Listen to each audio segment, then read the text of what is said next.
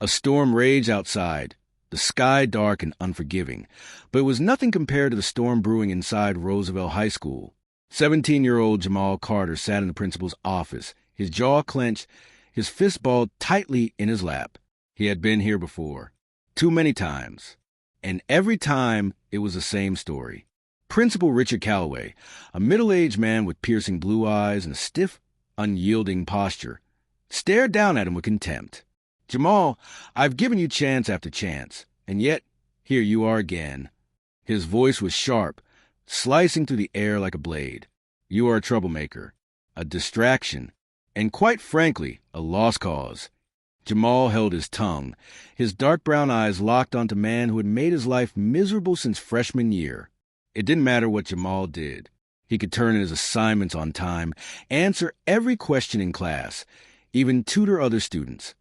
Principal Calloway would still find a reason to single him out. But today was different. Today, the man had gone too far. "You attacked another student in the hallway," Calloway continued, shaking his head in mock disappointment. "We don't tolerate violence in this school." Jamal's chest rose and fell as he fought to keep his anger in check. "I didn't attack anybody. I defended myself." Principal Calloway scoffed. "Defended yourself?" He leaned forward, his mouth curling into a smirk. "You expect me to believe that you, who has had multiple disciplinary actions, are suddenly the victim?" Jamal's fist tightened. "Look at the cameras." "I don't need to look at the cameras," Calloway snapped. "I have witness statements, and that's enough for me." Jamal knew what that meant. The so-called witnesses were probably the same students who had been tormenting him for months. The ones who hurled racial slurs at him when teachers weren't around. The ones who shoved him into lockers and tripped him in the cafeteria. And every time he reported it, Calloway dismissed it as boys being boys. But now, when he finally stood up for himself, Calloway suddenly had no tolerance for violence. "You're expelled, effective immediately." The words hit like a brick to the chest. Expelled? Just like that? His mother had worked 2 jobs to get him into this school. He had dreams, plans.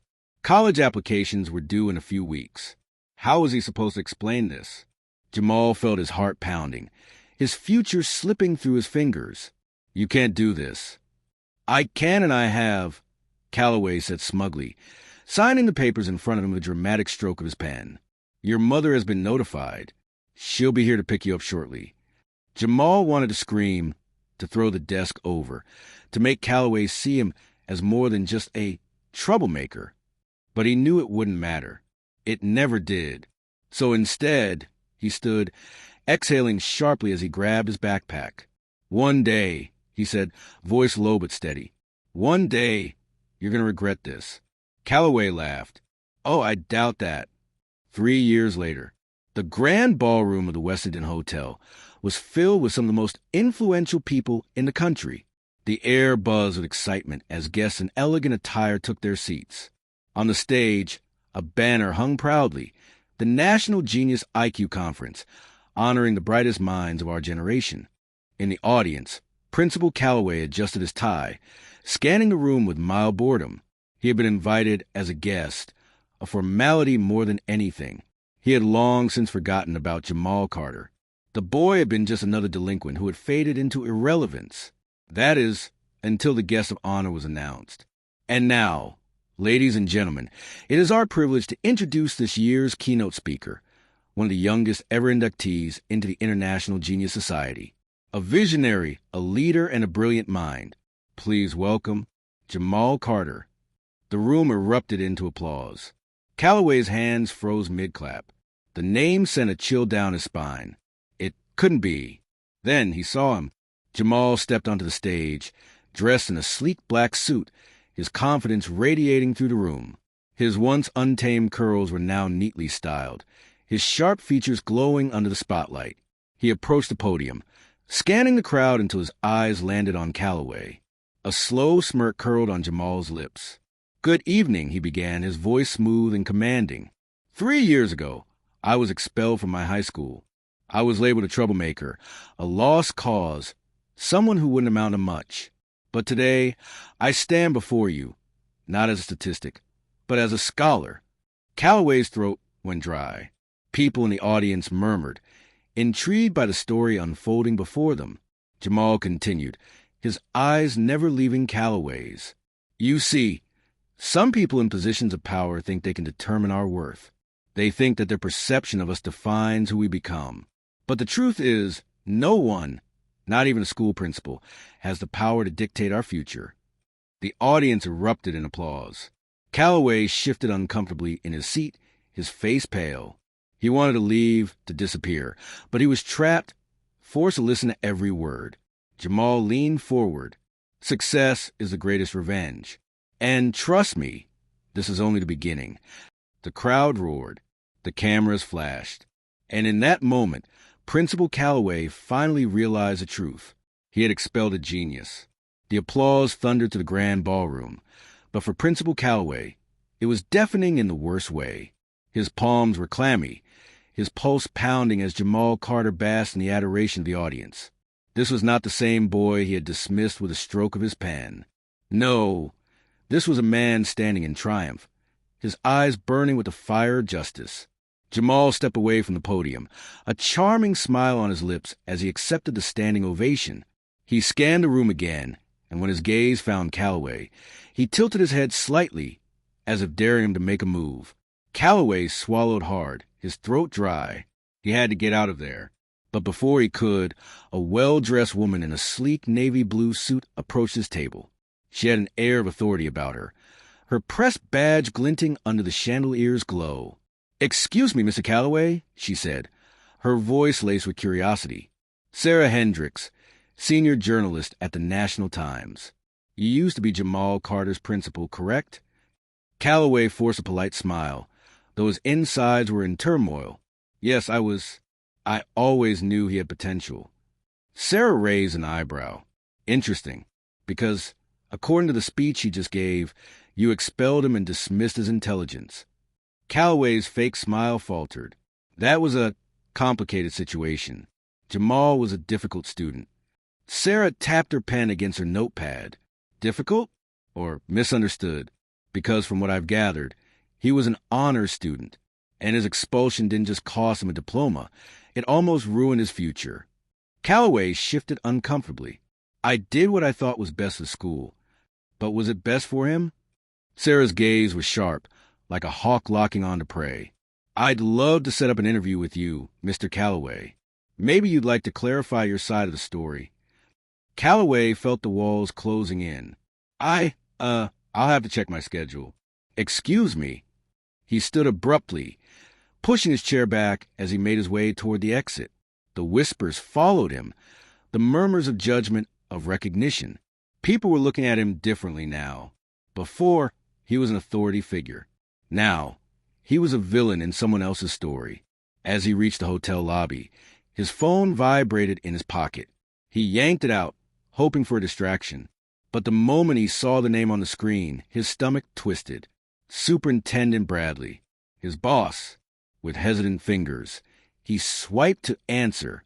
Principal Calloway speaking. "Richard," the voice on the other end was stiff, measured. "I need you in my office first thing Monday morning. We have a lot to discuss." Calloway's heart plummeted. "May I ask what this is about?" A brief silence. Then, "Jamal Carter."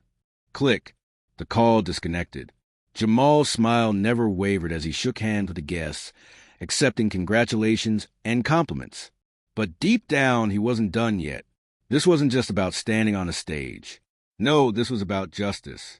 This was about making sure no one else would have to endure what he did.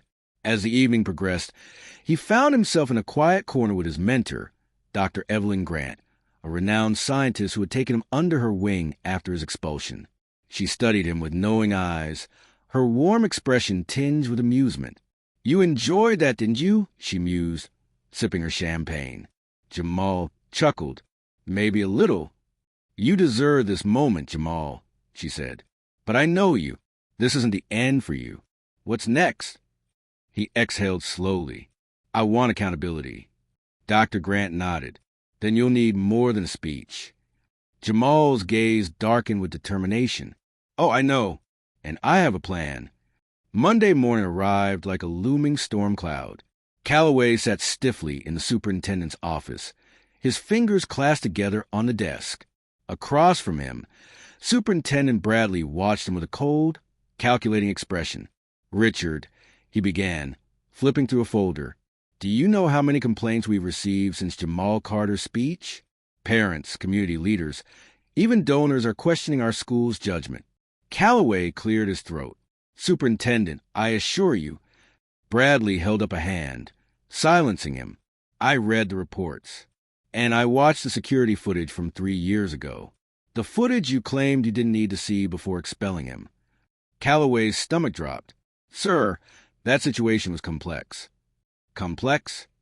Bradley's voice hardened. "The footage clearly shows that Jamal was defending himself from a group of students who had a history of targeting him. A history you ignored." Calloway opened his mouth, but no words came out. Bradley continued, flipping the folder shut. "I can't ignore this. The school board is demanding action. The media is sniffing around.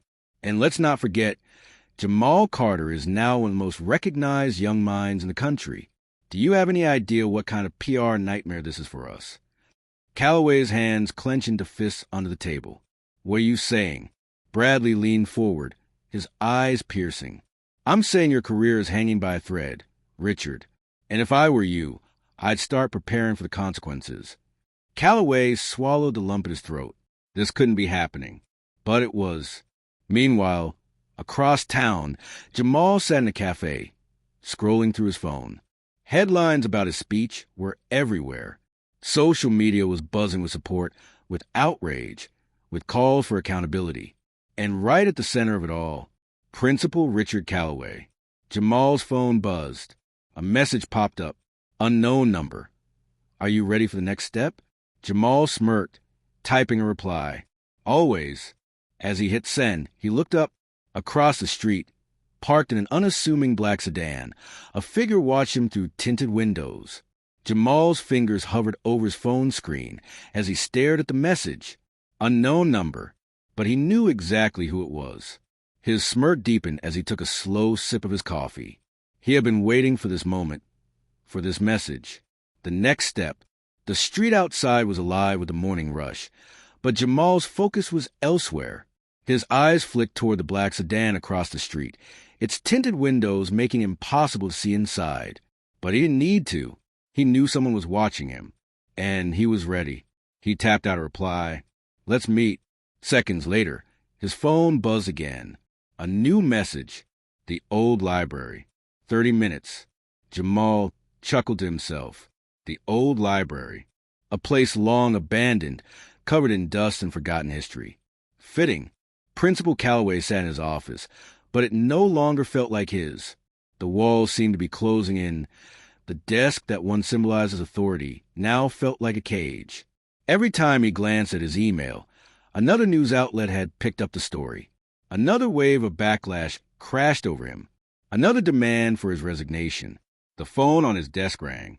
He hesitated before answering. Calloway speaking. A deep voice responded. "Richard, you and I need to talk." Calloway's breath caught in his throat. "Superintendent Bradley? I just got word from the board. They want you to hold a press conference. Address the controversy before it spirals further." Calloway gritted his teeth. "A press conference? What do they expect me to say?" "The truth, Richard." Bradley's tone was sharp. "And if I were you, I'd think carefully about how you deliver it. Because right now, Jamal Carter is a national icon. And you're the villain of his story." Calloway's grip on the phone tightened. "You're throwing me to the wolves." "No, Richard. You threw yourself. Now you have to face the consequences." The line went dead.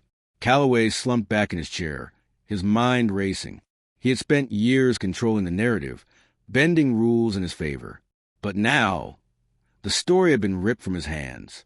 And for the first time, he was powerless.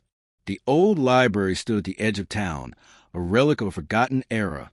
Its windows were boarded up, the paint peeling from its once grand exterior, a place where no one would think to look. Jamal parked his car and stepped out, his breath visible in the crisp air. As he approached the entrance, the heavy wooden doors creaked open. Inside, A lone figure stood in the shadows. "You came," the voice said. Jamal smirked. "Of course. You wouldn't have reached out if you weren't ready." The figure stepped forward, revealing a familiar face. Malik Thompson, a former student of Roosevelt High, one of the few people who had believed in Jamal back then. Malik's eyes were sharp, filled with determination. "It's time to expose everything, Jamal. Not just your expulsion. The whole system. Callaway's corruption. The way he's destroyed students' future for years. We have the proof." Jamal's expression darkened. "Then let's burn it all down." Malik pulled out a flash drive and handed it to Jamal. "This is everything.